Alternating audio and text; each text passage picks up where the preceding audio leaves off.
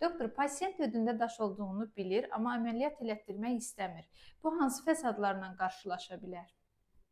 Çox gözəl sualdır. Demək, bəzi insanlar ödündə daş olduğunu bilirlər, amma ağrıları olmadığı üçün həkimə getmək istəmirlər. Və xəstəlik əgər ağrı vermirsə, bu insanlar özlərini xəstə hesab etmirlər. Bu çox yanlış bir yanaşmadır və gözləməklə daha ağır fəsadlara yol aça bilirlər. Dünənləri əməliyyat etdiyimiz hər iki xəstə eyni bu fəsadla müraciət etmişdi. Bu aralar İnsanlar bayram süfrələrində yaxşı yeyib içirlər. Bu yaxşı yeyib içdikdən sonra öd daşları ciddi pристuplar verir. Və bu kəskin ağrılar başladıktan sonra öd kisəsinin irinləməsi, empiyeması baş verə bilir.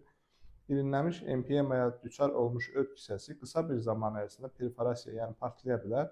Bu halda həmin irinli öd qarın boşluğuna axmış olacaq və yayılmış bir peritonit yarana bilər.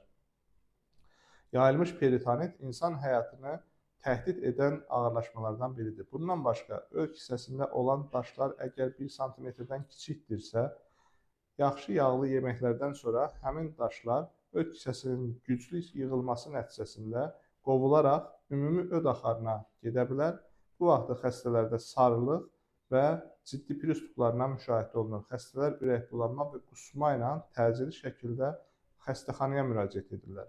Həmçinin uzun müddətli öd daşlarının olması öd kisəsinin xərçənginə səbəb ola bilər.